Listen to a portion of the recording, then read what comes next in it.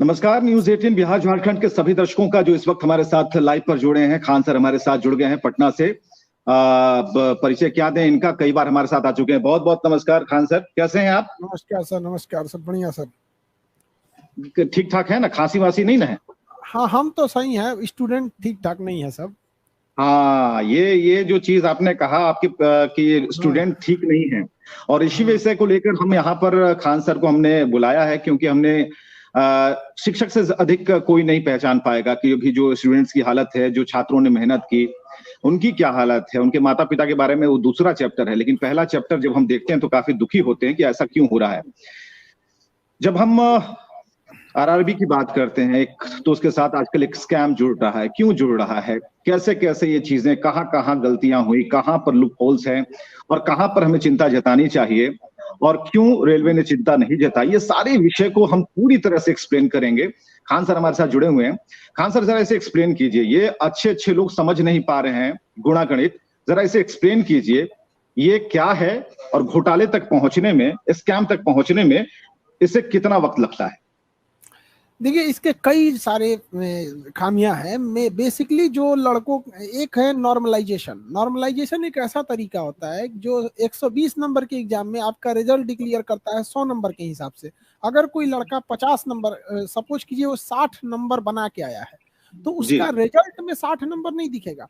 हो सकता है कि उसका 60 की जगह पे, अगर 60 बना के आया है तो हो सकता है कि 60 की जगह पे वो 85 हो जाए, या हो सकता है 60 की जगह वो 55 हो जाए। अब कभी हो सकता है 60 की जगह मतलब 50 भी हो सकता है। लेकिन समस्या ये है कि ये नॉर्मलाइजेशन करना भी जरूरी है, क्योंकि भीड़ को आप छांटेंगे कैसे। लेकिन ये नॉर्मलाइजेशन हो कैसे रहा है, ये आज तक नहीं पता चल पा रहा है कि ये किसी का 85 होगा कि 50 होगा। ये खान सर एक मिनट में आपको रुकना चाहूंगा। यही समझना है। राजीव, आप कोशिश करें कि मुझे इस विंडो से गायब करें। खान सर को पूरी विंडो दीजिए। नहीं, कोई एक्चुअली है क्या कि मेन लड़कों का समस्या है कि कोई लड़का एग्जाम दे के आया तो उसको अपना फाइनल नॉर्मलाइजेशन का नंबर नहीं पता रहता है। सपोज कीजिए कि उसको पता है कि हाँ 70 नंबर के आसपास उसका कट ऑफ जाएगा, कि मतलब 70 के ऊपर चला जाएगा तो पास हो जाएगा। लेकिन वो दुविधा में है कि हम 60 बना के आए हैं, नॉर्मलाइजेशन के बाद मेरा 85 होगा कि 55 होगा। तो अब वो ना ही फेल मान के अगली तैयारी भी नहीं कर सकता है, पास को अपने को खुद पास मान के पूरी तरह से सेकेंड फेज के लिए भी नहीं हो पाता। तो फर्स्ट ये तो नॉर्मलाइजेशन एक कॉमन समस्या है। इसको बस ये बताना चाहिए कि ये किस मेथड से लगा रहा है, किसी टीचर को नहीं पता चल पाता है, किसी स्टूडेंट को नहीं पता चल पाता है ये नॉर्मलाइजेशन। खैर, इसमें मेन मुद्दा ये नहीं है नॉर्मलाइजेशन, ये कई सारे खामियों में एक ये भी खामी है। लेकिन मेन मुद्दा कुछ और है, वो है रिजल्ट में गड़बड़ी। 20 गुना रिजल्ट बोल के कि हम 20 गुना रिजल्ट देंगे, एक्चुअली रिजल्ट दिया गया है 11 गुना। 9 गुना लड़के गायब हैं। यानी ये सवाल है 3,80,000 स्टूडेंट्स का।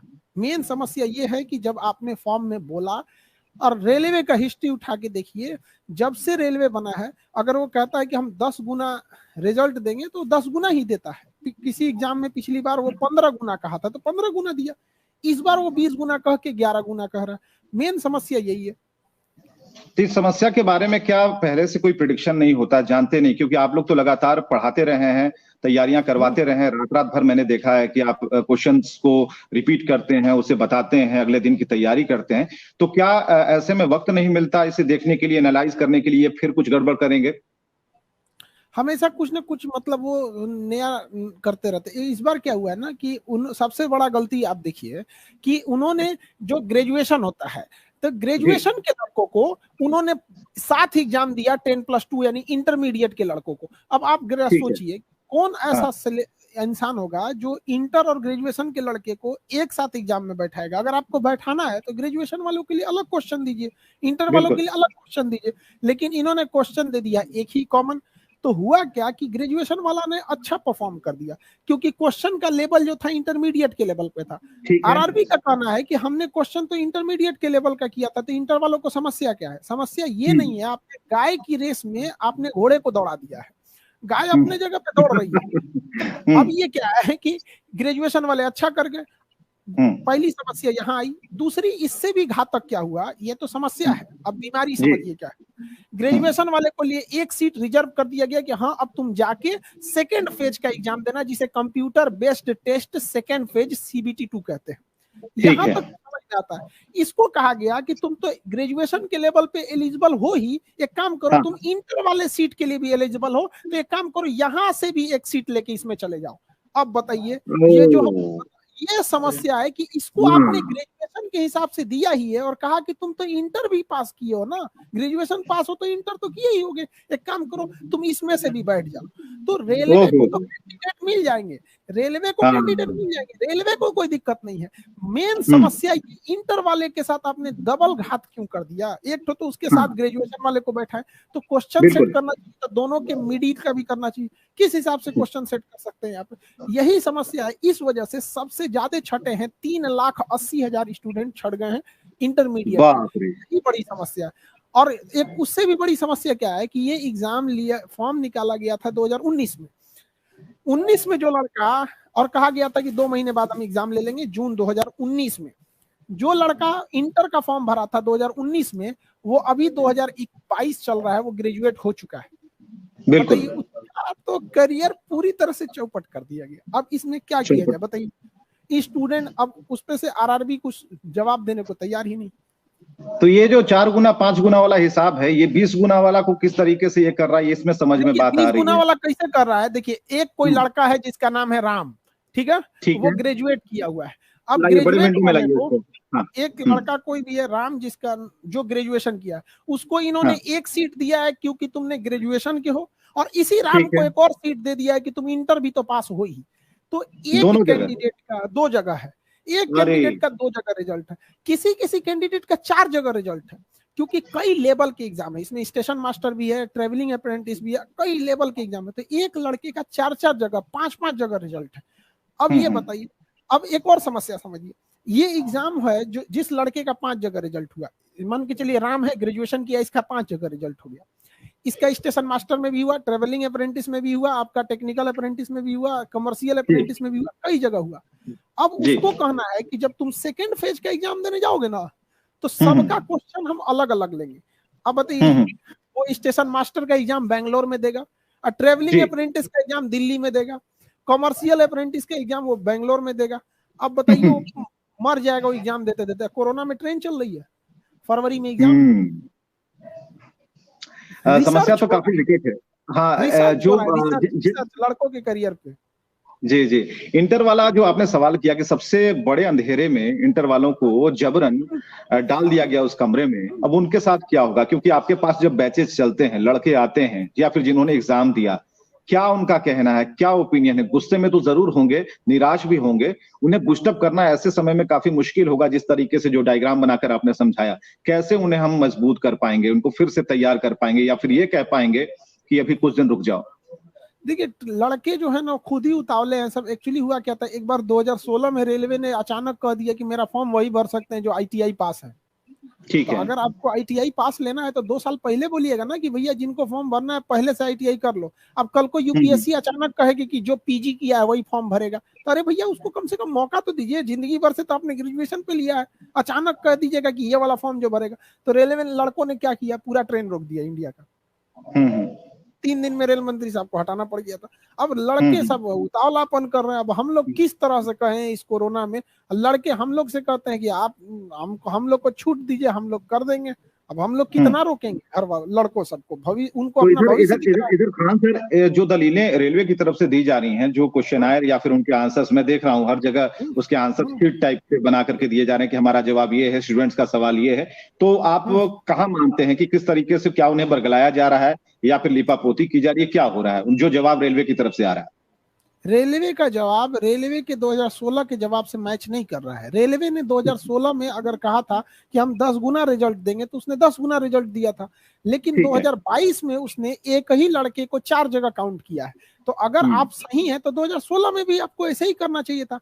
आप इतनी बड़ी 16 लाख कर्मचारियों की संख्या है रेलवे के पास, एक वीडियो बताइए जिसमें आके कोई रेलवे डिपार्टमेंट का RRB का कह रहा हो कि इस तरह से हम प्रोसीजर को अपनाएंगे, या इस 71 पन्ने का नोटिफिकेशन दिया इन लोगों ने। कितना बड़ा बेवकूफी इंसान, 71 पन्ना में सुप्रीम कोर्ट का डिसीजन आ जाता है, ये वैकेंसी निकाल रहे हैं 71 पन्ने का, कौन पढ़ेगा आप बताइए? तो आप सिंपल सा बताइए, किसी 71 पन्ने का तो ज्वाइनिंग लेटर नहीं होता है जिसमें पूरी जिंदगी आपको ज्वाइनिंग बताना पड़ता है, टर्म्स एंड कंडीशन, वो 71 पन्ने का नोटिफिकेशन दे रहा है। इस नोटिफिकेशन के बाद या फिर जो दलीलें उनकी तरफ से दी जा रही हैं उस पर छात्रों की तरफ से क्या जवाब है, या फिर आप जैसे जो शिक्षक हैं, बढ़िया शिक्षक हैं, उनकी तरफ से क्या जवाब तैयार हो रहा है? क्योंकि ये तो करना ही होगा, ये तो पूछना ही होगा, क्योंकि बच्चों के भविष्य का सवाल है। देखिए, हम लोग लड़का आरआरबी का कहना है कि हमको तो मेरी सीटें भर ही जाएंगी, तो भैया आप तो बेच के भी भर दीजिएगा सीटों का। तो बिहार में तो 10% सीट तो बेचा के भर जाता है, तो सीट भरने की हम बात थोड़ी कर रहे हैं। पहले लड़का एग्जाम दिया था फर्स्ट फेज का CBT 1। इस CBT 1 में 7.5 लाख लड़कों का रिजल्ट आना चाहिए था। इन्होंने दिया है 3.5 लाख लड़कों का, लगभग 3,80,000 का ये रिजल्ट गड़बड़ कर दिए हैं। वो जो 3,80,000 बच्चे लड़के हैं वो नौकरी नहीं मांग रहे हैं, वो कह रहे हैं कि हमको मौका दे दीजिए सेकेंड फेज में बैठने का, क्योंकि सेकेंड फेज में ग्रेजुएशन वालों का अलग क्वेश्चन का लेवल दिया जाएगा और इंटरमीडिएट वालों को अलग क्वेश्चन दिया जाएगा। तो वो कह रहे हैं सब कि हमारे साथ यहाँ धोखा हो गया है, हम ना आपसे भगा रहे हैं, बल्कि आप हमसे फॉर्म भरवा लीजिए, आप पैसा ले चुके हैं, हमको यहाँ बैठने दीजिए। इसके बाद भी एक एग्जाम होगा जिसका नाम होगा स्किल टेस्ट होगा, उसके बाद ज्वाइनिंग होगी। वो नौकरी थोड़ी मांग रहा है, वो कह रहा है कि हमको यहाँ ग्रेजुएशन वालों के साथ बैठा के अन्याय किए हैं, हमको यहाँ देखने का मौका दीजिए, क्योंकि वहां ग्रेजुएशन वालों का अलग क्वेश्चन होगा, यहाँ अलग होगा। एक्चुअली है क्या, CBT 1 में 70 लाख लोगों ने एग्जाम दिया था। तो रेलवे का भी कहना सही है कि 70 लाख को हम अलग अलग कैसे एग्जाम ले सकते हैं। ठीक है, यहाँ तो आप 7.5 लाख को पास कराइए ना, यहाँ 7.5 लाख, यहाँ 3.5 लाख को पास कराए हैं, और उसी को हुआ क्या है, 3.5 लाख को पास कराए और कहें कि तुम ग्रेजुएशन किए हो ना, तो 3.5 लाख तुम्हारा पोस्ट, और तुम तो इंटर के लिए एलिजिबल हो, क्योंकि जो सास है वो तो बहू में गिनाएगी ही गिनाएगी, क्योंकि कभी ना कभी तो बहू थी। तो आप कहिएगा कि भाई 2 गो हो गया यहाँ पर। एक महिला अगर सास के पद पर है तो आप उसको कह सकते हैं कि ये तो बहू के लिए एलिजिबल ही थी, तो आप दोनों में काउंट कीजिएगा उसको। तो वही कहना है, तो 7 लाख लड़कों का रेलवे आरआरबी एग्जाम ले, क्या दिक्कत है उसका, ये कहना है। बिल्कुल, आपने के उदाहरण दिया, 7 लाख का एग्जाम ले भी रही है, लेकिन वो मौका केवल ग्रेजुएशन वालों को दे रही है। वो 2 बार ग्रेजुएशन वालों को एग्जाम में बैठाएगी, देखो तुम ग्रेजुएशन हो, तुम ये एग्जाम दे दो, कल फिर देना, तुम ही देना, कल फिर देना, इंटर भी तुम तो इंटर पास ही हो, तुम ही देना। तो इसका मतलब जो इंटरमीडिएट के लड़के थे उनको केवल रेलवे ने पैसा कमा लिया उनसे, क्यों भरवाए? आप मर्ज कीजिए तो एक साथ मर्ज कीजिए ना। रेस में घोड़ा के रेस में घोड़ा दौड़ता है, गधा के रेस में गधा दौड़ता है, आदमी के रेस में आदमी के रेस में आप घुसा दीजिए हेलीकॉप्टर, कहिए कि हम इससे संसाधनों को बचा लिए हैं। आपने अपने वीडियो में अच्छा उदाहरण दिया। आपके यहाँ किसी टीचर को आपने खड़ा किया और उनको कहा कि ये किस किस एग्जाम में बैठे और कैसे कैसे, अब वो स्टोरी जरा जरूर बताइए, बहुत दिलचस्प है। देखिए, हमारे यहाँ हमने चाइना को कम्पिटिट करने के लिए चाइना ने 2 टीचर पॉलिसी रखा है कि उसके यहाँ 2 टीचर आते हैं, एक टीचर पढ़ाते हैं, एक टीचर रिवाइज कराते हैं। हमने 4 टीचर पॉलिसी को इंट्रोड्यूस करना चाह रहे हैं कि एक पढ़ाएंगे, एक टीचर उसका रिवीजन करा के याद कराएंगे, एक टीचर आके क्वेश्चन पूछेंगे और एक टीचर बांस ले आके पीटना चालू करेंगे बढ़िया से उसको। तो हमने कहा कि भाई टीचर लोग को भी हमने कहा कि देखिए एग्जाम में क्या पूछ रहा है आप भी ट्राई करते रहिए, ताकि लेवल ऑफ स्टैंडर्ड हमेशा इंक्रीज होते रहे। उन्होंने एग्जाम में बैठे, वो ऑलरेडी हमारे सर वो मैथ पढ़ाते हैं, पीके सर हैं, मैथ पढ़ाते हैं, तो हमने कहा देख लिए वो रेलवे में नौकरी करते थे, हम उनको नौकरी छोड़वा के बुलाए, तो रेलवे ने उनको फाइन भी लगाया, हमने पैसा भी दिया कि लो भाई रखो उस पे, किसी को नौकरी देते ना, इनको हम अपने पास बुला लेते हैं लड़कों से। अब उनका फिर एग्जाम दिए थे, वो ग्रेजुएट थे, उनका 3 जगह रिजल्ट हुआ है। एक बंदा उसको कहीं नौकरी नहीं करना है, 3 जगह रिजल्ट हुआ, 3 जगह। वो स्टेशन मास्टर के लिए भी है, ट्रेवलिंग अप्रेंटिस के लिए, कॉमर्शियल अप्रेंटिस, तीनों जगह रिजल्ट हो गया है। तो तीनों जगह जब रिजल्ट हो गया है तो तीनों जगह की सीटें तो उनको मिलेंगी। अब तो ज्वाइनिंग की बात होगी, मतलब दूसरे स्टेज की बात होगी।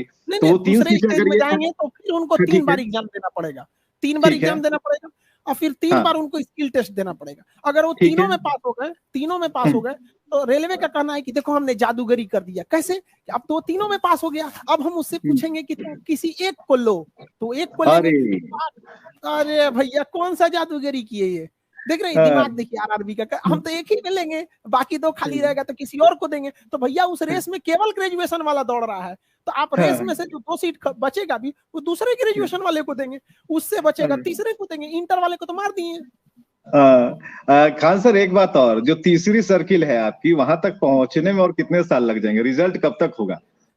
देखिए अमूमन इसको हो जाना चाहिए था 1.5 साल से 2 साल में, लेकिन ये 24 मान लीजिए 19 में निकला था, 24 में आ जाएगा। फिर 24 में एक फॉर्म निकलेगा, 24 के 5 साल कितना होता है अगला इलेक्शन, 2029 में फिर फाइनल होगा, 29 में फिर निकलेगा, 34 में फाइनल होगा। समझ में गया? ये पंचवर्षीय योजना में सारी चीजें चल रही हैं। पंचवर्षीय योजना नहीं है ये।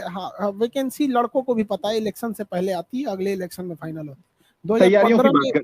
तैयारियों की बात करते हैं। अभी जो बैचेस चल रहे हैं, मैंने इसलिए इस टॉपिक को ज्यादा अहमियत भी दी और आपने तुरंत इस पर आने के लिए हाँ भी कहा, क्योंकि भविष्य जब छात्रों का है तो शिक्षक से ज्यादा समझदार या फिर दुखी कोई नहीं हो सकता, क्योंकि उसने मेहनत की है और उसका रिजल्ट आने वाला है। ये शिक्षक का एग्जाम है। बच्चों को, माँ बाप जो होते हैं बच्चों को पाल पोस के बड़ा कर देते हैं, संस्कार सिखा देते हैं।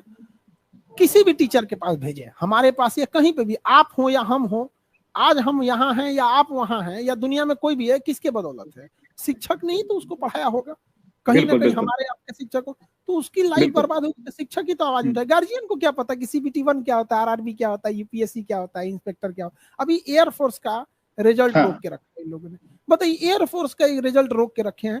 भाई आपको कोई सुधार ही करना है, जैसे हम एयरफोर्स की बात करते हैं, उनका रिजल्ट आ जाना चाहिए, रिजल्ट अगस्त में, अब तक नहीं आया, जनवरी खत्म हो रहा है। मान के चलिए आपको कुछ सुधार ही करना है, तो आप लड़कों को बता दीजिए ना कि जितने विद्यार्थी एयरफोर्स में जाना चाहते हैं, किसी का सपना है हम पायलट बनेंगे, हम कुछ बनेंगे, जो भी सपना है एयरफोर्स में जाना है, आपको कुछ सुधार करना, आप कर दीजिए। लड़कों को बोल दीजिए कि देखो बच्चों, हम कुछ रिफॉर्म लाना चाह रहे हैं, हम ये इसका रिजल्ट मार्च में दे देंगे और इसका जो अगला टेंटेटिव एग्जाम है हम कभी ले लेंगे। आप कहिए ना कि हम अगले साल लेंगे, हम थोड़े कह रहे हैं कि आज ले लीजिए जी। लेकिन लड़का उस साल में किसी अन्य चीजों की तैयारी करेगा कि आपके लिए ऐसे चुपचाप देखते रहे। बिल्कुल। जो तैयारियों का बैच है, क्योंकि हमने देखा है आपको पढ़ाते हुए, तो हमने स्क्रीन पर ही देखा, लेकिन जो क्लासेस आपकी मैंने देखी, करीब से देखी, जानने का मुझे मौका मिला, सौभाग्य मिला, उसमें हमने देखा कि बहुत ही निम्न तबके के जो बच्चे हैं, जिनके पास पैसे की कमी है, वो लोग आपकी क्लासेस में ज्यादा होते हैं। तो उन बच्चों की संख्या को जब हम देखते हैं दूर से, जिस स्टेज पर आप खड़े होते हैं, वहां से हमें सिर्फ आशा दिखती है उनकी आंखों में, वो चमक दिखती है कि नहीं, इस बार तो जरूर सर ने पढ़ाया। और जैसा कि हमने कहा भी कि बच्चे पढ़ते हैं लेकिन एग्जाम हो रहा होता है टीचर का। तो अगर ऐसे धांधली में 19 का रिजल्ट 24 में और 24 का रिजल्ट 34 में इस तरह की प्रक्रियाएं होंगी, तो ये सर्वाइवल ऑफ जो एग्जामिनेशन है या फिर जो उसकी विश्वसनीयता है, वो कितना बड़ा सवाल लेकर खड़े करती है। और लड़कों का कितना फिर मन करेगा कि भाई हम उस एग्जाम में अपीयर हो ना हो। और जो 72 पन्ने का जो आपने बता दिया नोटिफिकेशन, इस नोटिफिकेशन को पढ़ते ही तो आधी उम्र निकल जाएगी। देखिए, RRB के 99% कर्मचारियों को भी वो नोटिफिकेशन नहीं पता है, और अगर हम लोग ये डिजिटल प्रोटेस्ट नहीं करते तो शायद वो लोग नोटिफिकेशन खुद भी कभी ना पढ़ रहे होते। वो तो उनके ऊपर ही ब्रजपात हो गया है जो उनको पढ़ना पड़ रहा है 71 पन्ने का, और खुद गाली दे रहे हैं सब कि किसने बनाया रे 71 पन्ने का नोटिफिकेशन। खुद गरिया रहा है उस, जबकि पता ये 71 पन्ने का नोटिफिकेशन होता है।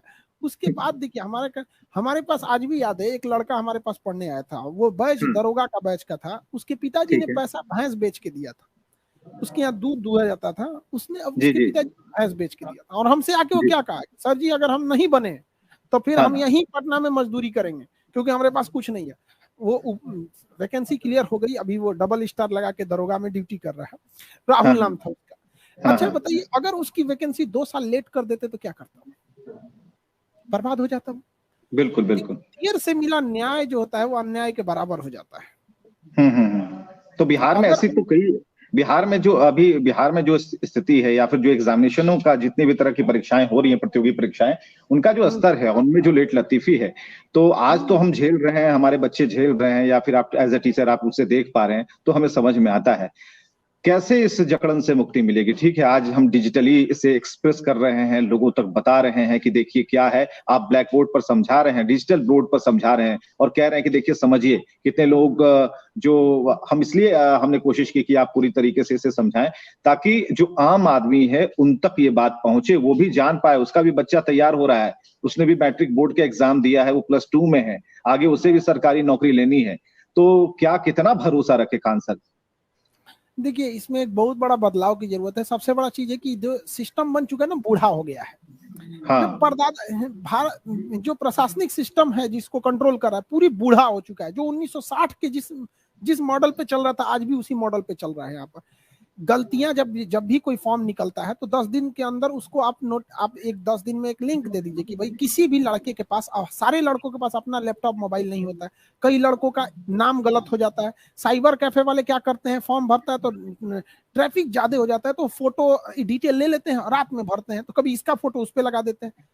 अब क्या होता है कि रेल कहना है बोर्ड का, दूसरे से क्या भरवाता है रे तुम, अरे भैया वो अंबानी का लड़का है, क्यों यहाँ 5G नेटवर्क पहुंचल है, लैपटॉप रख ले वो, हाँ वो सब नहीं ना उस लेवल का, बेचारा कहां से भरवाता। ये क्या बताता है कि जो बोर्ड में बैठे लोग हैं वो जमीन पे नहीं उतरते हैं। भगवान को भी साल में एक बार उनकी मूर्ति को गर्भगृह से निकाल के टहलाया जाता है, ताकि जनता के नया नया जो बीमारी निकला है, नया का अपडेटेड जो समस्याएं हैं उनको भगवान भी अवगत हो जाए।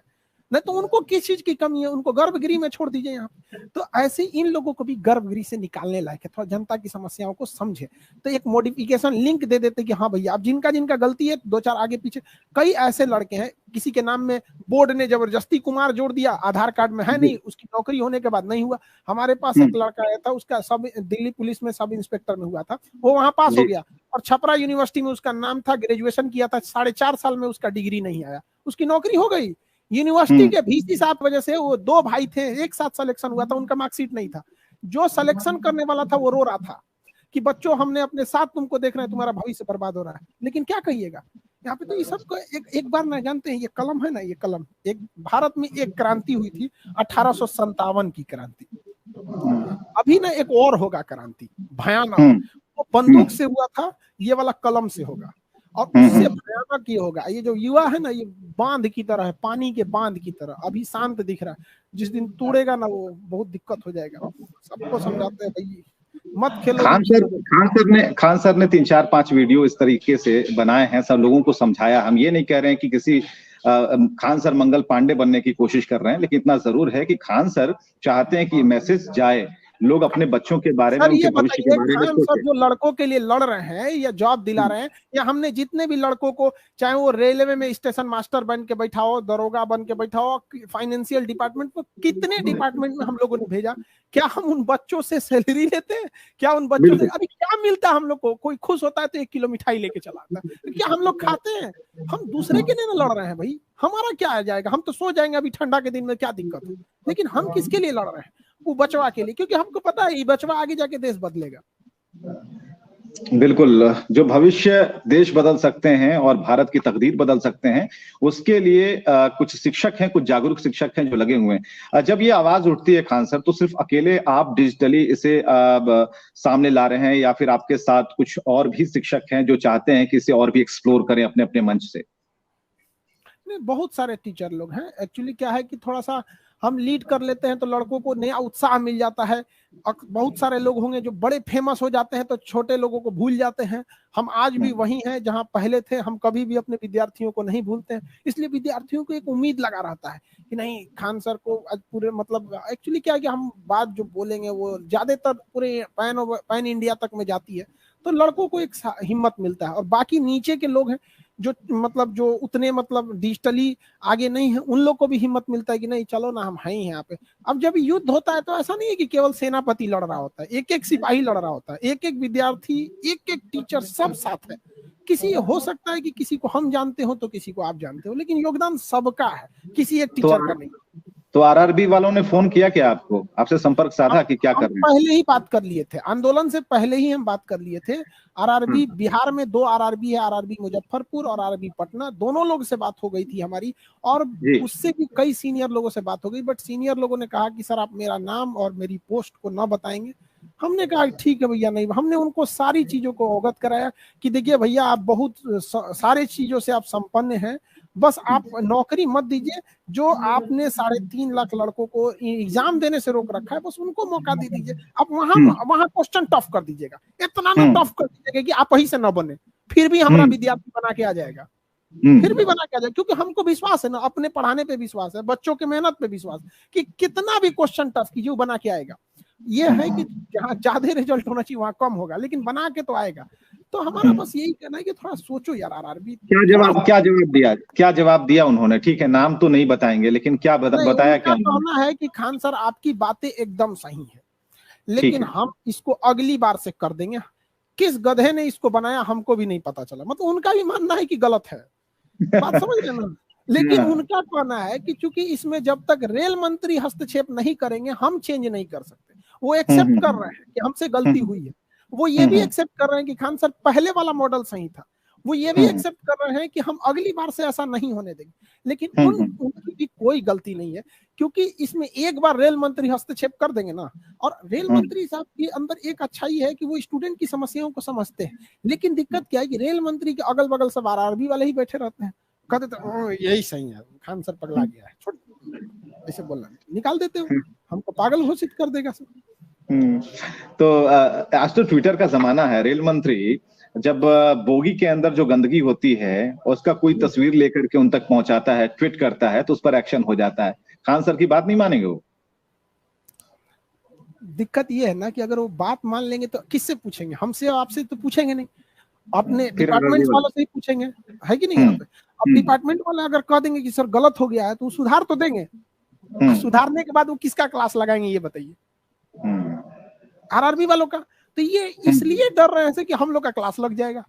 तो आरआरबी का भी कहना गलत नहीं है, वो अपनी जगह, लेकिन उनका क्लास लग जाएगा अगर सुधर जाएगा तो भैया थोड़ा सा सुन ही लो ना, हमरे बुला देना, मंत्री बोल देना कि खाने सर को डांट ले जितना डांटना, हम सुन लेंगे। चलिए एक और भी सवाल आपसे करना चाहेंगे कि क्या इसका सोल्यूशन क्या है। देखिए जब ये राजी नहीं है, भीतर खाने से आपको जवाब भी मिल गया आंशिक तौर पर, रेल मंत्री जो हैं उनके आसपास जो लोग हैं उनके बारे में आप बता ही रहे हैं, तो ऐसे में इसका सोल्यूशन क्या है, सोल्यूशन क्या आप मानते हैं। इतिहास, हम अपने बच्चों को एक बात पढ़ाते हैं कि इतिहास से हमने यही सीखा है कि इतिहास से कोई कुछ नहीं सीखता है, लेकिन आज का विद्यार्थी इतिहास से बहुत सीखता है। उसने देखा था कि रेल ट्वीट करते करते चिल्लाते रह गया लड़का, रेलवे ने आईटीआई को नहीं हटाया, जिस दिन ट्रेन रोका था आईटीआई हट गई थी।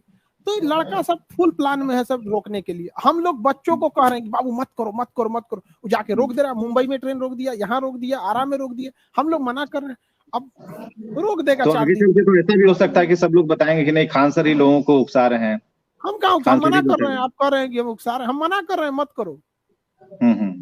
चलिए खान सर ने मना किया है कि उपद्रव से और हिंसा से कोई रास्ता नहीं निकलता, कोई रास्ता नहीं मिलता, हम लोग खुद ही डिजिटल स्ट्राइक कर रहे हैं। लेकिन आप बताइए, और वो कलम वाली बात आपकी अच्छी है कि अगला जो ये आंदोलन है ना वो कलम से, क्योंकि ये बहुत बड़ी ताकत है। से होगा। अभी देखिए ना, अभी एक दो दिन बाद फिर ट्विटर पे जाएगा, फिर ट्विटर पे ट्रेंड होगा। अब की बार होगा, हम लोग रेल मंत्री साहब को डायरेक्ट अप्रोच करने की कोशिश करेंगे, रेल मिनिस्टर हेल्प अस, इस टाइप का कुछ हैशटैग लगा के करेंगे। और थोड़ा सा मीडिया के भी है कि जैसे आप जैसे हैं शिक्षा को क्षेत्र को आप समझते हैं, सारे मीडिया वाले, अभी तो कोई यूपी चुनाव में बिजी है, कोई पंजाब चुनाव में बिजी है, अरे क्या करेगा चुनाव के बच्चों से ये देश बना है। We the people of India, हमारा संविधान शुरू होता है तो हम भारत के लोग, मतलब भारत किससे बना है, हम लोगों से बना है। यही लोग नहीं रहेगा लोग तो फिर भारत में रहेगा कौन।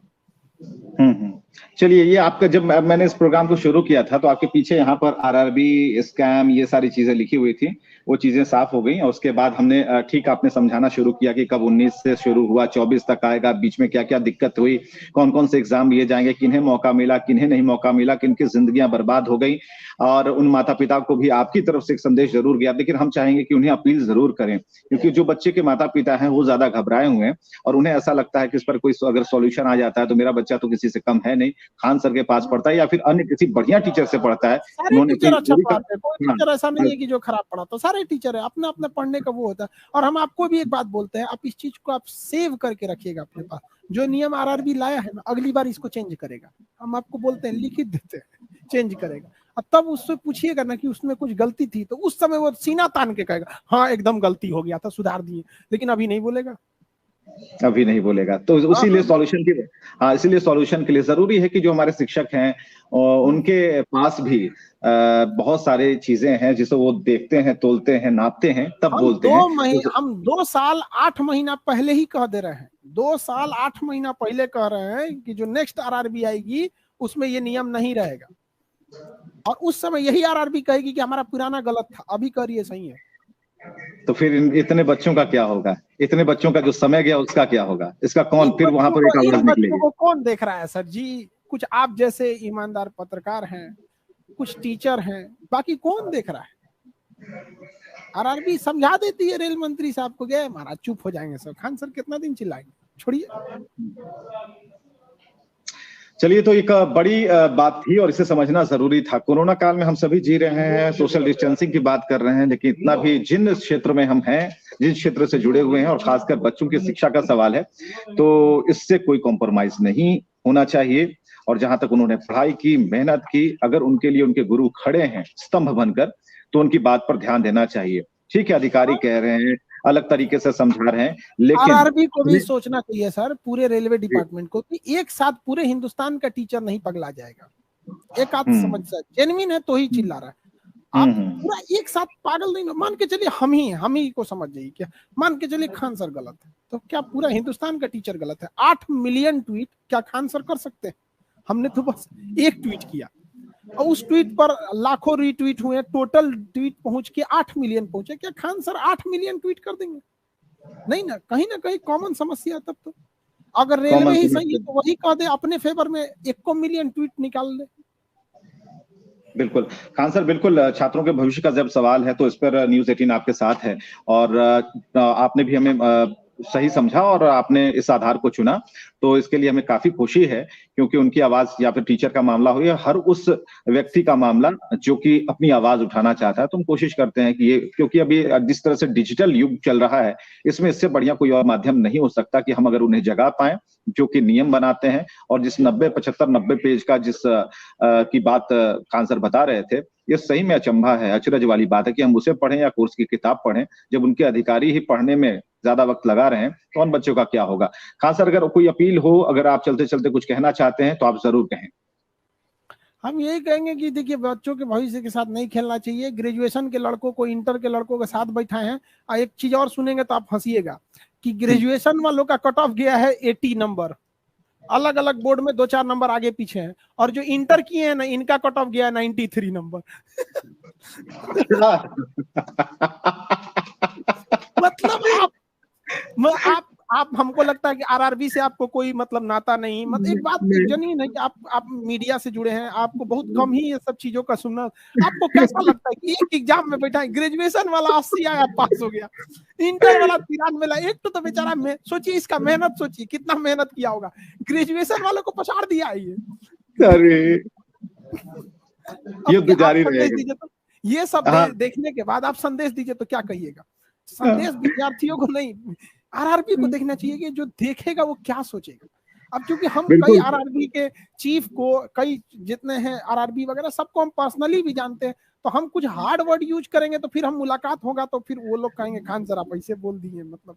लेकिन नहीं बिल्कुल खान सर, आप एक अच्छे उद्देश्य के लिए, और मुझे लगता है कि अगर उनके सामने ही सफेद पन्नों पर अगर 80 और 93 लिखा जाए और इसका मतलब समझाया जाए, तो जिस तरह से हम लोग की हंसी छूट गई, ये छूटेगी कि भाई क्या हो रहा है, क्या कर रहे हैं। ये ग्रेजुएशन किया है, ये लड़का ग्रेजुएशन किया है, 80 नंबर पे पास है, और ये लड़का इंटर किया है और 93 नंबर पे फेल है।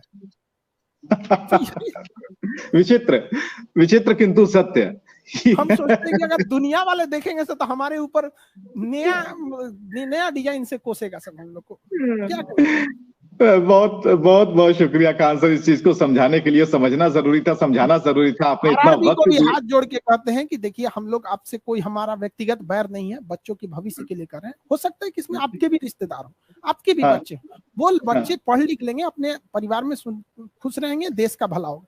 हम लोग को कुछ नहीं देने वाले हैं बच्चे, हम लोग क्या देंगे? खुश हो जाएंगे। माँ बाप और शिक्षक अपने बच्चों से हारना चाहता है, हम लोग थोड़ी ना उनसे कुछ चाहते हैं।